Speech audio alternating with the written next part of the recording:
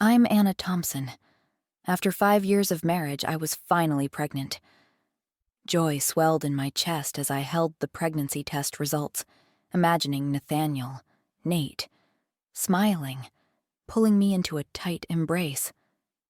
But just as I was about to share the news, my mother-in-law's voice cut through, cold as a blade. "When do you plan to tell Anna?" "Sam's starting to show. The Turner family needs a grandchild to secure our reputation and our business." "Give it a little more time, Mom," Nate replied, his voice low but firm. "Just give me some time. I'll handle it." I leaned against the doorway, my hand clutching the test results until the paper crumpled. My heart pounded, but my feet were frozen to the cold wooden floor. Silently, I turned back, placing the paper into the desk drawer where I once kept the love letters Nate had written me when we first fell in love. Those promises were now nothing but dry ink on paper. In the living room, the dim yellow light cast a glow on the leather sofa Nate liked to lounge on every night. I sat there, staring at the ticking wall clock, each second stretching endlessly. Knowing Nate had a child with someone else, all I wanted was to rush in, scream, and ask him why he betrayed me, why he betrayed the love I'd given him completely. But the anger faded quickly, leaving only a cold void. I didn't want to be the weak wife who only cried. I needed the truth. I hired a private investigator, a middle-aged man with a dry voice and eyes sharp as knives. Just 3 days later, he sent me a thick file. Samantha Brooks, 22, a college student, an intern at Nate's company. In her ID photo, she wore a bright smile, but her eyes were sharper than I expected. 6 months ago, during a business trip in San Diego, she and Nate had spent the night together. The investigator said it was a trap set by a competitor, planning to photograph Nate with a prostitute to ruin him. Samantha had helped him out of that mess, and instead of taking money, she chose to stay by his side. Then, the unexpected happened. She got pregnant. The signs I'd been ignoring were now painfully clear. Nate had been busier for the past 6 months, always leaving the dinner table midway with the excuse of urgent work at the office. On our 5th wedding anniversary, he gave me a half-hearted apology, saying he had to work late, while I sat alone by candlelight with an unopened bottle of wine. Now I knew. He wasn't at the office. He was at another home, with another woman. An hour later, the front door opened. Nate walked in, holding a box of salted egg yolk pastries from my favorite bakery. He smiled, the smile that once melted me but now only made my stomach twist. "Just finished a meeting. Thought I'd get these for you," he said, placing the box on the kitchen counter. I glanced at him, my eyes locking on his warm brown ones. "Nate, I have something to tell you." He sat down beside me, wrapping his arm around my shoulders as if everything were normal. There was a faint scent of perfume on his shirt. Not his usual scent, but something sweet and unfamiliar. "What is it, babe?" His voice was gentle, but I could hear the tension underneath. I curved my lips into a colder smile than I intended. "Let's get a divorce." Nate immediately turned me toward him, his hands gripping my shoulders. "What are you saying? What did you hear?" His eyes searched mine, as if looking for an opening to cover things up. "No, it's just that we've never had kids," I said evenly. "The Turner family needs a grandchild, right? It's been 5 years, Nate." "I'm not divorcing you," he cut in sharply. "Anna, the one I love is you. Only you." He pulled me into his arms, but I could feel the falseness in that embrace. How can one heart hold so many people? "The Turner family needs a child," I repeated, the words cutting into myself like a blade. 5 years, Nate." "Don't worry," he said, pinching my cheek, a gesture that once made me laugh but now made my skin crawl. "Leave it to me. You just rest, take care of yourself. It's fine if we don't have kids. Worst case, we adopt. I'll handle everything. I leaned against his chest, hearing his steady heartbeat, but inside I felt nothing. Nate's plan was obvious. He intended to bring Samantha's child into our home, have me raise it as my own, while he continued living a double life. 2 women, 2 homes. How absurd. It wasn't that I couldn't have children. He had pushed me to this point. I didn't mention the child again. Instead, I focused on Samantha. Through the investigator, I learned she had quit her job at Nate's company. He'd arranged for her to live in a luxury villa near our neighborhood, complete with a housekeeper. Samantha wasn't discreet. On social media, she posted pictures of the villa's corners, designer handbags, and lavish meals. I scrolled through each post, every picture another stab in my gut. The latest post made my blood boil. A photo taken from behind. A man embracing Samantha in a sunlit garden, his hand resting on her pregnant belly. Only one hand was visible, but the wedding ring glinting in the sunlight gave it all away. Nate, you were reckless. That ring. I had it custom made, with our names engraved inside. You were so happy you forgot to be careful, forgot to take it off when you were with her. I created an anonymous account, my fingers gliding over the keyboard with a terrifying calm. Under Samantha's post, I left a comment. Are you Mrs. Turner? Heard you've been married 5 years with no kids, and now your wish has finally come true. Congratulations. 10 minutes later, the post vanished. I set my phone down and gave a small, cold smile. So she did know her place, knew that a mistress could never appear in the open. Act 2. This little stunt didn't stop Samantha. She even added me as a friend on Instagram, as if she wanted to challenge me directly. When the friend request popped up on my phone screen, I sat on the sofa, my finger lightly brushing over the accept icon, though my heart pounded harder than the calm I showed on the outside. I opened her profile picture. It was of a lazy cat curled up. The background a luxurious villa room with sunlight streaming through a large glass window, reflecting off polished wooden floors. Nate didn't like pets. I had once dreamed of having a small cat to keep me company on the nights he was away, but he always shook his head, his voice firm.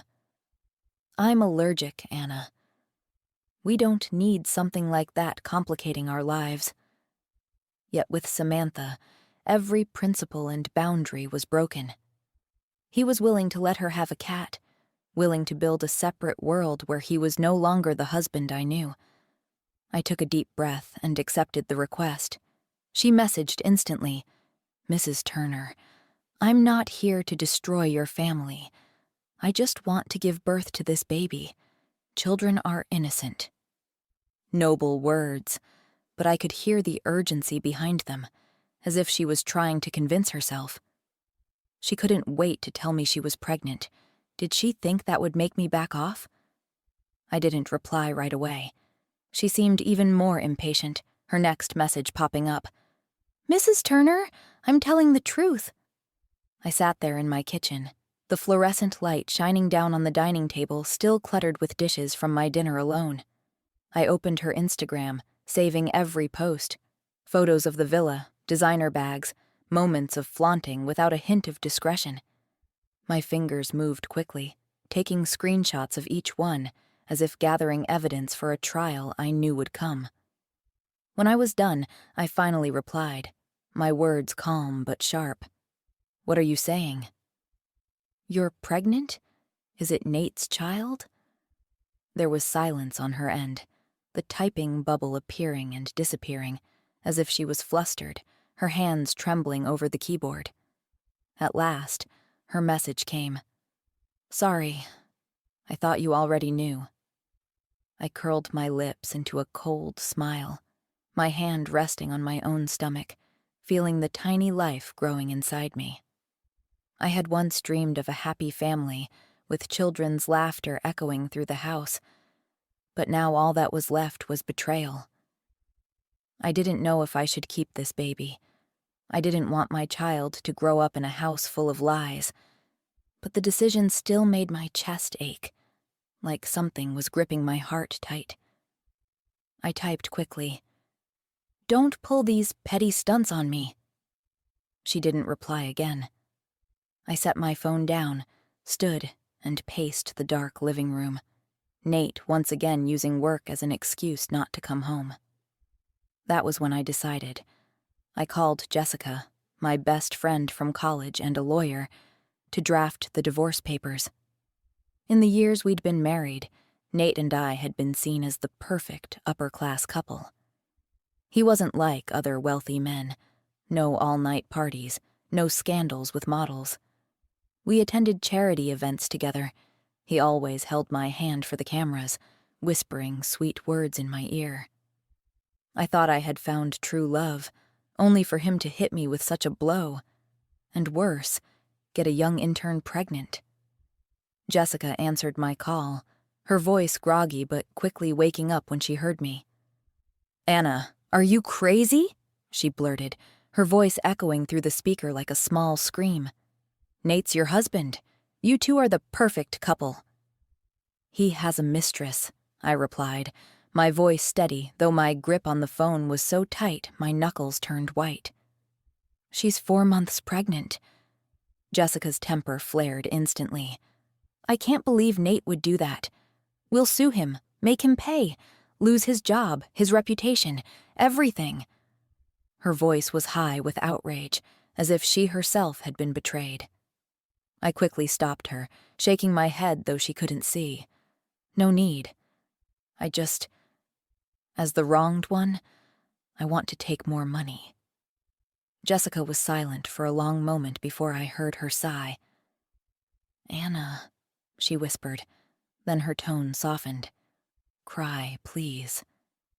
She comforted me like a sister, but I couldn't cry, and I didn't even know why. I just felt the deep, wrenching pain, as if something had been torn out, leaving a bloody hollow. My hand lay on my stomach, where a tiny life already existed.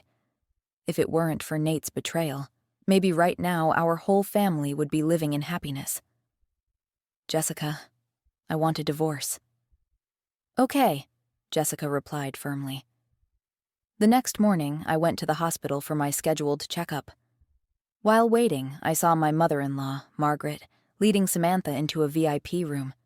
She held the girl's hand, whispering something, and Samantha nodded, her slightly swollen belly showing under loose clothes.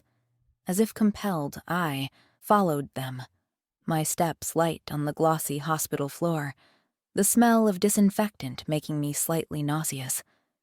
Voices drifted from the crack in the door. Margaret's whisper was clear enough.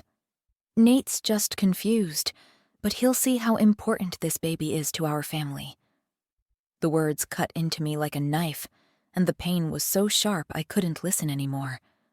I turned to leave, but I ran straight into Nate at the end of the hallway. He was holding a pregnancy report, his face pale when he saw me. In that moment, he looked truly panicked, his eyes wide, his grip on the paper crumpling it. "Anna, what are you doing here? Are you feeling unwell?" His voice trembled slightly, trying to sound calm, but I saw the shift in his expression, from surprise to worry, in an instant. My eyes lingered on the paper in his hand, but I said nothing. Realizing I'd noticed it, Nate hurried to explain, his tone rushed. "It's for an employee at the company. She had a fall today, almost miscarried. I brought her here to be checked. And you?" Nate didn't know that when he panicked, his fingers would unconsciously pinch the hem of his shirt, a habit from when we first met. I smiled faintly, the kind of smile that didn't reach my eyes. "I came to visit a friend. She's in the hospital." His shoulders visibly eased, the tension leaving his body. An employee who needed the CEO of a tech company to personally bring her to the hospital. The lie was laughable. "Where are you going?" "Let me take you," he offered, trying to sound warm. "No need." I said coolly. You handle your own matters. Wouldn't want people saying the Turner family mistreats subordinates. If something happens, it'll affect the company, won't it? Nate froze, his mouth opening but no words coming out before I turned and walked away, my footsteps echoing down the hallway. Leaving the hospital, I took a deep breath, the cool air brushing through my hair, and went home. I packed Nate's things, clothes, books, personal items, stuffed them into suitcases, and had them sent to the Turner family's villa. This was my home, and if someone had to leave, it would be him. Sure enough, an hour later, Nate rushed back, flushed and breathless. Anna, I can explain! I set the soup bowl in my hand down on the table, looking at him with a calm voice. Nate, I've given you 3 chances. He froze, eyes wide. Chances for what? The first, I said slowly, was the day you came back from your San Diego trip with a scratch on your neck. You told me a stray cat did it. The second, I said I wanted a divorce because I didn't want the Turner family without an heir. You said you didn't care about kids, that you just wanted to spend your life with me. The third is today. I sighed, meeting his eyes. Nate, we're done. No! Nate panicked, grabbing me in a tight embrace as if afraid I'd disappear. Anna, I love you. She's just a mistake. Once she has the baby, I'll make her leave. I won't let her bother us. Believe me, Mrs. Turner can only be you. I patted his arm lightly, stepping out of his hold, and handed him a document. I won't believe you unless you transfer all your assets into my name. I have no children. You have a woman and a child outside. How can I trust you? My preparation left him silent, his face pale, his hand trembling slightly as he held the property transfer paper. The company's funds have been withdrawn. Doing this might not be possible, he rasped weakly. Then we divorce. Nate, I won't accept betrayal. I slid the divorce agreement toward him. But Nate didn't even look at it. He tore it to pieces, his voice desperate. Fine, I'll give you everything. He hugged me tightly again. Anna, once the baby is born, it'll all be over. I laughed coldly inside. Over? How naive. Samantha came from a poor neighborhood, while he was a young billionaire. How could she end it so easily? She got pregnant before marriage, chose to be a mistress, and flaunted her love on social media. That was the clearest proof. Nate acted fast. 3 days later, he found a lawyer, transferred all his assets to me, even adding 10% more shares. As soon as the news broke, chaos erupted at the other hospital. No sooner had Nate finished signing the papers than he got a call, his voice urgent. Anna, there's something at the company. I'll be home soon. Go ahead. It's fine, I said calmly, smiling as I watched him leave. Then I grabbed my bag and quietly followed him to the hospital. There, I saw Samantha curled in Nate's arms, tears streaming down her face, her voice shaking. Nate, I'm scared. Will you leave me? Nate patted her back gently, his tone tender. Don't be afraid. I won't leave you. Sam, this is my first child. You're its mother. No one can separate us. Strangely, even though I hadn't been able to cry, hearing those words still made my heart ache, like it was being ripped apart. Nate, people shouldn't be this greedy. You chose this path, and now you'll have to face the consequences. I turned away, walking out of the hospital into the cold wind, but my mind was set. I wouldn't let him give me any more pain. That night, I didn't go home. I drove aimlessly through the city's dark streets, cold wind streaming in through the open window, carrying the damp scent of early morning mist. My phone in the handbag vibrated non-stop, the screen lighting up again and again with dozens of missed calls and messages, all from Nate. Anna, where did you go? Why aren't you answering? The first text read, followed by, Anna, I'm home now, waiting for you. I stared at the screen, my finger brushing over it without replying, my heart pounding with a mix of anger and satisfaction. Did he really think he could deceive me forever? I called my best friend Jessica, my voice low but firm in the late-night call. Jess, make some edits to the divorce agreement. Add a section on the company shares. I want to take everything I can. She sighed on the other end, her tone heavy with concern. Anna, are you sure? I nodded even though she couldn't see, my thoughts rising like a tide. I had to do this, to protect myself and the child I hadn't yet brought into the world. Then I texted Nate, my fingers moving quickly over the screen. I'm on a trip, taking some time to relax. Don't worry, I'll be back in a week. He replied almost instantly, his words followed by a heart emoji. Okay, I'll wait for you. I laughed coldly, the sound echoing in the car, bitter to my own ears. You won't be waiting long, Nate. Immediately after, I called the real estate agency, my voice calm. List the house for sale. Drop the price by 20% for a quick deal. A move this big, there was no way Nate wouldn't notice. He must have seen the listing online, but he didn't dare ask, only gritting his teeth in silence, still clinging to hope. I waited until I was fully recovered. On my mother-in-law's birthday, she called me herself, her shrill voice coming through the speaker. Anna, you must come to the party. This is an important day for me. But she couldn't hold back, adding in a mocking tone. I still don't understand why Nate chose you. A woman like you can't possibly uphold the Turner family's reputation. Before, I would have bitten my tongue, swallowed the anger to keep the peace. But now, with divorce looming, why should I give her any respect? I immediately let out a short, cold laugh, my voice cutting. No other reason. Maybe Nate just likes it that way. Or maybe there's something wrong with him. What did you say? She snapped, her voice high with outrage. I hung up without hesitation, my heart racing with satisfaction. I knew she would run to Nate in fury, but when I didn't even care about him anymore, why would I be afraid? Jessica had finished revising the divorce agreement and sent it over email with a note. It's ready, Anna.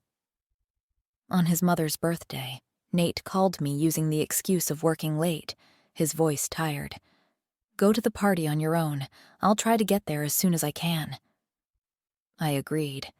Immediately after, I scrolled through Samantha's alternate account, and my blood boiled at her latest post.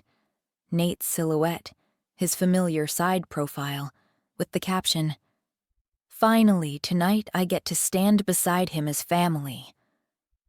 I laughed coldly, instantly taking a screenshot, my mind spinning.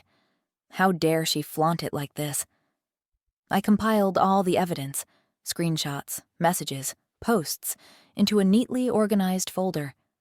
The house sale had closed, the bank balance lighting up on my screen like a silent victory. Nate, enjoy your new family. I blocked Nate's number, my final goodbye. At the same time, I posted a public divorce announcement, naming him outright for infidelity, the tone short but razor sharp. Thanks for 5 years of marriage, never seeing you again. Directly beneath, I added a note. 20% of my ex-husband's company shares are now for sale. Contact if interested. Social media exploded instantly, notifications flooding in like a tidal wave, hundreds of shares, a flood of comments. 20% shares? You're going to be rich. Rich people's marriages have no real love. Are you kidding? They used to be in love, remember? Back then, Nate even bought out all the LED billboards in the city to propose. I smell another woman. Let's see what his mistress looks like. Someone followed the clues and dug up Samantha's social media. She was at the Turner home, too slow to delete her post, caught red-handed and bombarded with aggressive comments. Without a doubt, I had become the hottest topic online. My mother-in-law's birthday party descended into chaos, guests whispering, phones buzzing non-stop as the news spread. Nate rushed to the old villa, pounding on the door so hard the sound echoed through the night. But the house now had a new owner, who panicked and called the police. Nate was taken away in handcuffs, his face twisted under the flash of the reporters I had arranged to. Follow him. That night, the news of Nate being escorted away by police spread again online, the photo of him bowing his head into the police car going viral everywhere. The Turner family quickly issued an emergency statement, the formal tone posted on their official page. "We have been separated for some time. This is just a misunderstanding." I smirked, opened my laptop, and posted security camera footage from the old villa, exposing their lie. My mother-in-law called me, her voice trembling with rage. "Anna, are you trying to ruin the Turner family? Nate just wanted a child, that's all." I glanced at the supplemental report from my private investigator and replied calmly, "So, you planned it for him?" "Huh? How do you know that?" she stammered, her pitch rising. "The San Diego Project begged the Turner family for help. How could they have gotten Nate drunk? You weren't careful enough. Your slip-ups are still there." She went silent, speechless. I ended it with, "Handle it yourself," before hanging up and blocking her number immediately. She switched to another number to yell at me, her shrill voice over the line. "You homewrecker!" I went public with the new information I'd uncovered, tagging Nate. "Remember, it was Mrs. Margaret Turner who destroyed our family." I knew Nate would investigate. He was smart, and with just a little breadcrumb from me, he wouldn't let it go. The Turner family became the internet's next target, comments flooding in. "The rich are truly shameless." Nate and his mother were slammed relentlessly, attacked with vicious words. She had to shut off comments on all her accounts, her face surely pale in front of the screen. Nate was overwhelmed, his phone ringing non-stop with calls from shareholders and the press. Their reputation collapsed. The company's stock plummeted, the bleeding red chart on the trading screen like an open wound. I transferred my shares to the second largest shareholder, the massive sum hitting my account making me finally breathe easier. Nate was completely broken. After posting my divorce statement, I traveled overseas, leaving my lawyer to handle all the paperwork. Blue seas, cool wind through my hair, but my thoughts still circled back to him. Nate tried to find me, but he could never know where I was. A week later, Jessica called with an update. "Nate wants to discuss the divorce terms with you." I agreed, preparing simply, slipping on my favorite red dress, light makeup to hide the fatigue, and headed to Jessica's office. Act 4. When I walked into the law office, Nate was already there, but in just a few days without seeing him, he looked so haggard it startled me. His eyes were heavy with exhaustion, dark circles stark against his skin. The suit he usually wore so crisply, which I had always kept perfectly pressed, was now wrinkled as if he hadn't slept for nights. "Anna." His voice was hoarse, each word dragged out as though it carried the weight of his fatigue. He exhaled, his hand gripping the edge of the table so tightly that his knuckles turned white. "I never thought you'd scheme against me like this." I stood there with my arms folded, my gaze sweeping over him, cold and unwavering. He had already transferred all the money to me through his lawyer, but now the company's stock had crashed. Shareholders were cornering him, their voices growling through the phone, demanding answers he didn't have. I curled my lips into a smile that didn't reach my eyes. "This is the price for betraying a marriage. Nate, I gave you chances, but you were too greedy." He looked up at me, eyes bloodshot, as if about to speak, but I cut him off, my voice sharp. So, you have no right to blame me. Sign it. I pushed the revised divorce agreement toward him, my fingertip tapping lightly against the table, the steady rhythm like my heartbeat. Calm, but resolute. Nate hadn't expected me to resent him this much.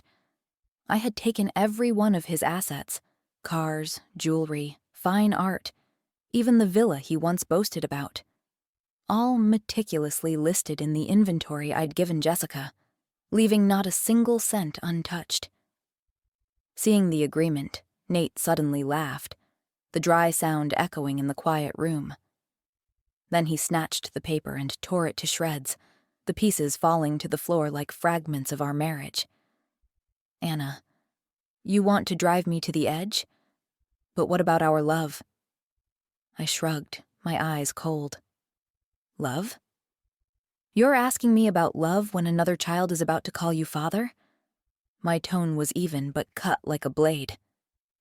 I'm only making preparations for my own child.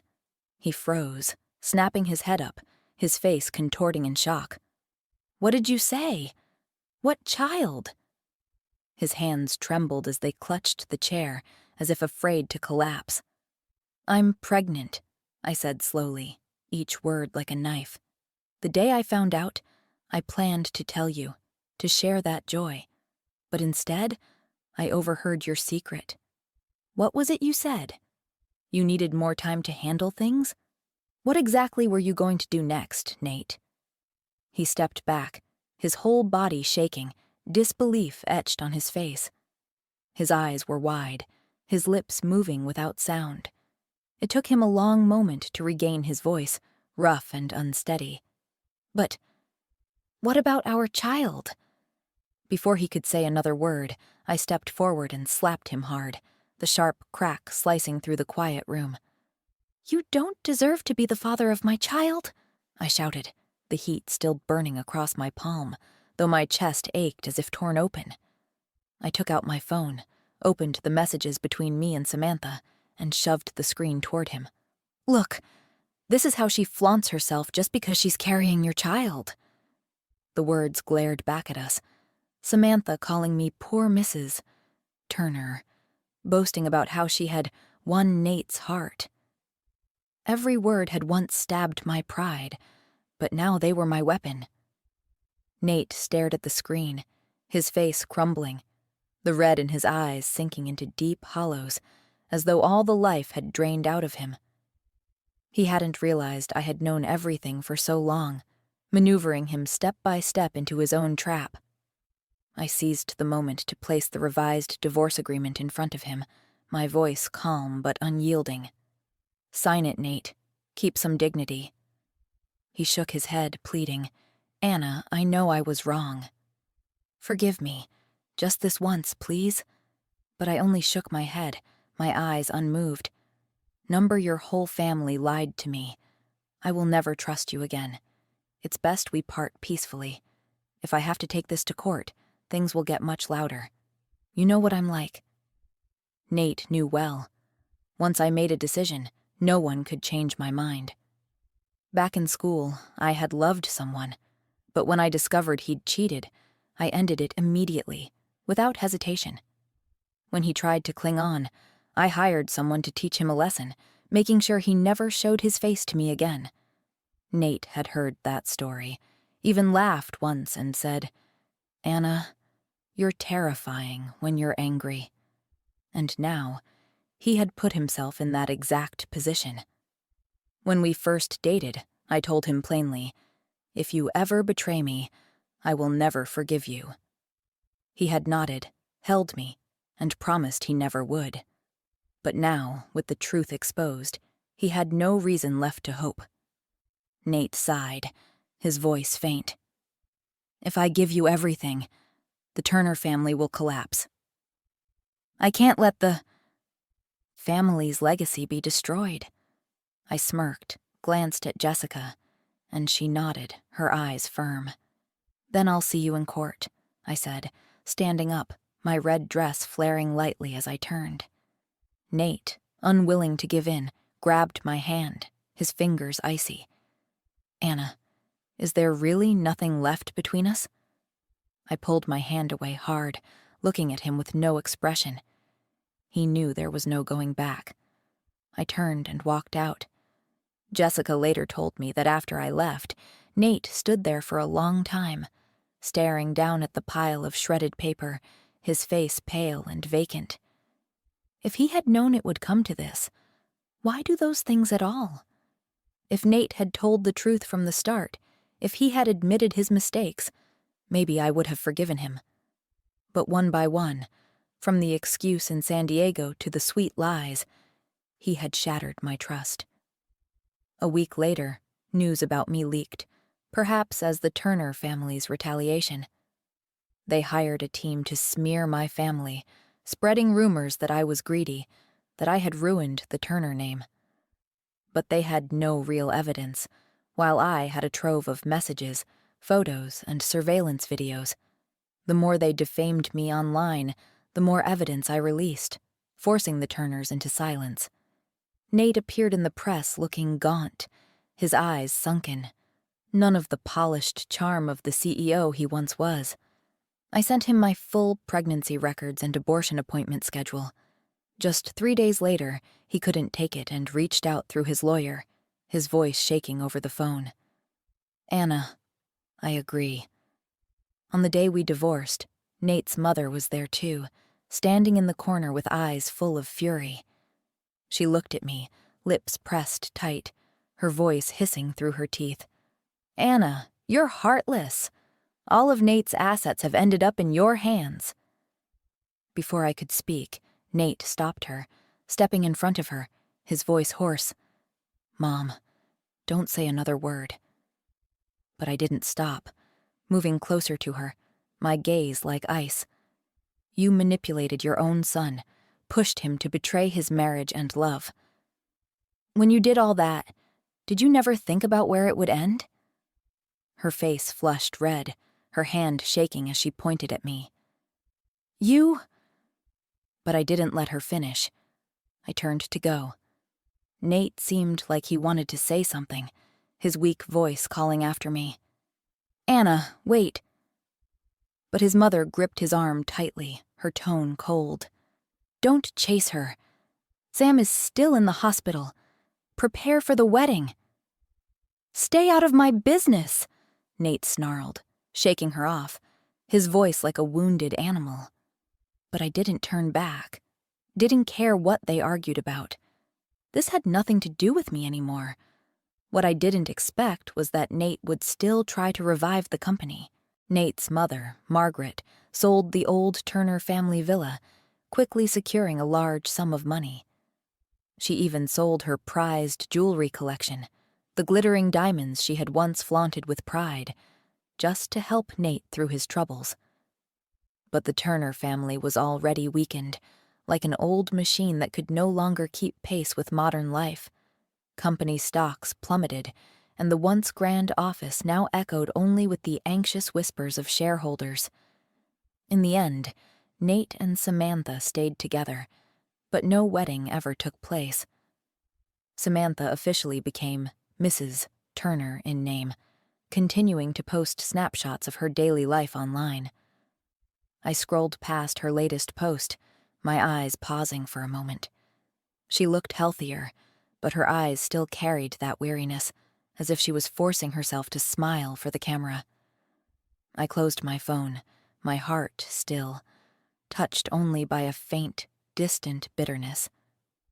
2 months later, I attended a charity gala, my black silk dress hugging my figure and making me stand out in the crowd, crystal lights glinting off my hair swept up high, my belly now rounded, and for the first time in a long while, I felt like myself again.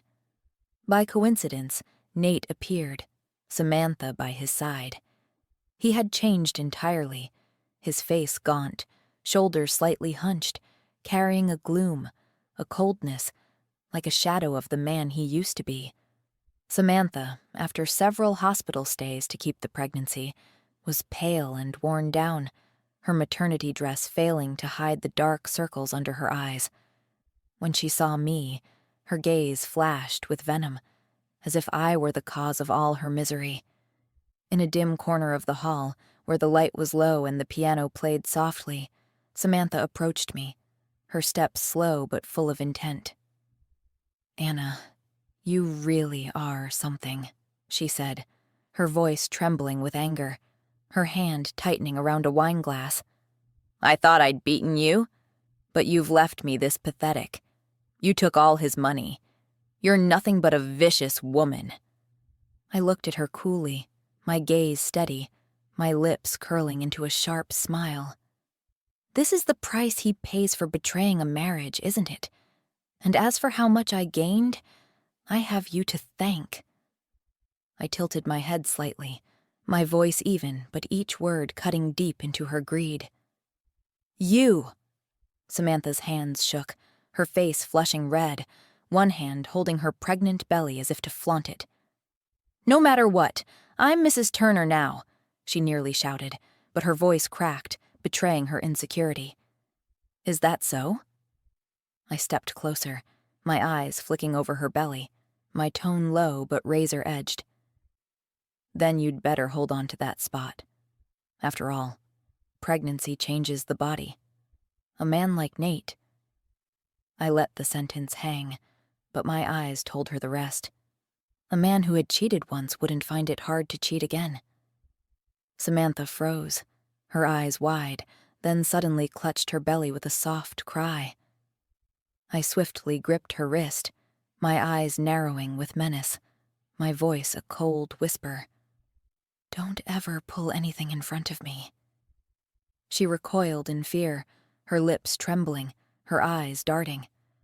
I shoved her aside, the wine in her glass tilting, a few drops of red splashing to the floor. Just then, Nate appeared, his steps hurried. "What's going on?" he asked, his eyes flicking from Samantha to me, torn between worry and confusion. Samantha's eyes brimmed with tears, her voice shaky. "Nate, my stomach hurts.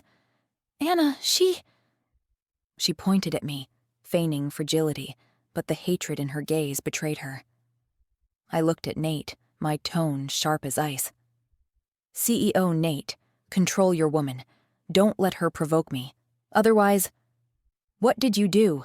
Nate barked, stepping closer, his hand gripping Samantha. She rushed to speak, panic in her tone.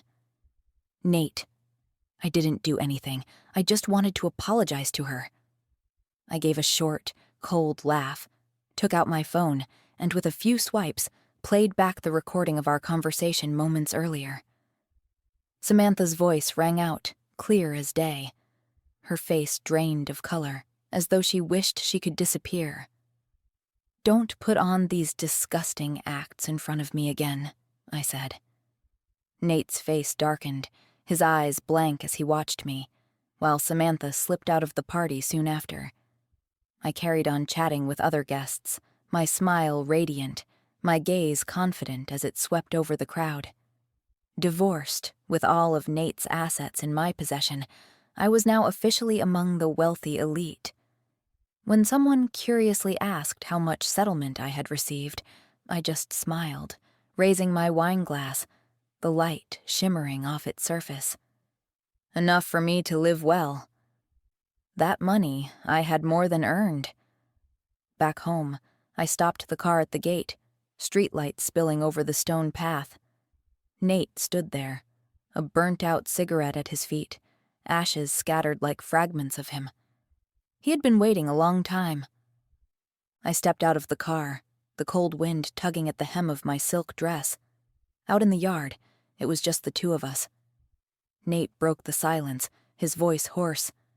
"Anna. Sam. She's just been emotional because of pregnancy hormones. I'm sorry. It's just...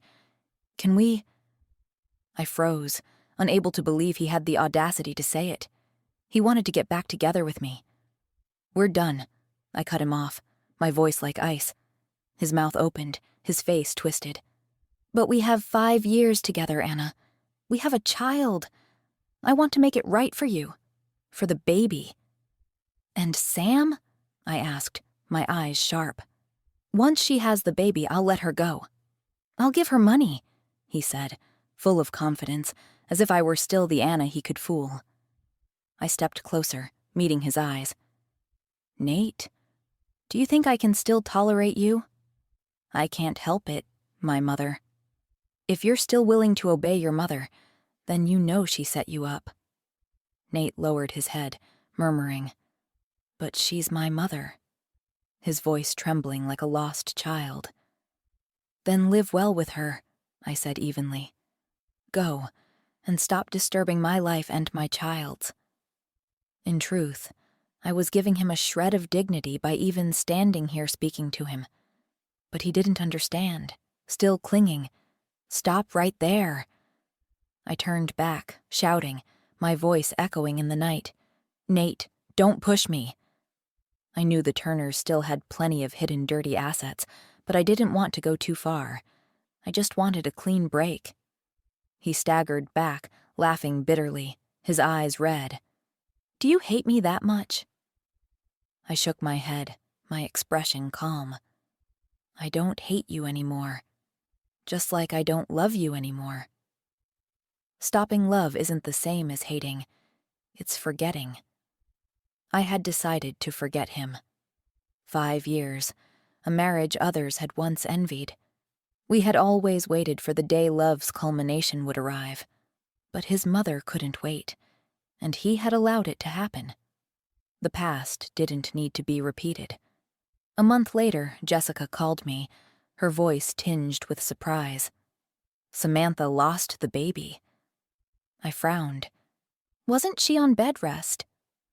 Jessica sighed. "She was. But when she couldn't force a wedding, she threatened to kill herself. Who would have thought? Nate had kept her only for the child, but now she had no trump card left to turn things around.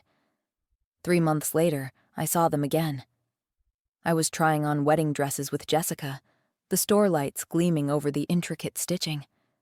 Outside the window, Nate and Samantha were arguing loudly in the street, another man restraining Samantha.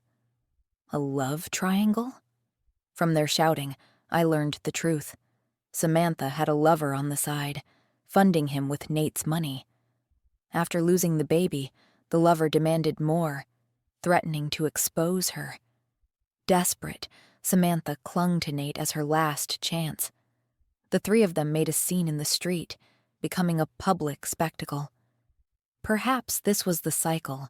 Nate betrayed our marriage, and now he was getting his punishment. When it was over, Nate turned to look at me through the shop window, but in the end, he only lowered his head and walked away, his disappointed back fading into the crowd.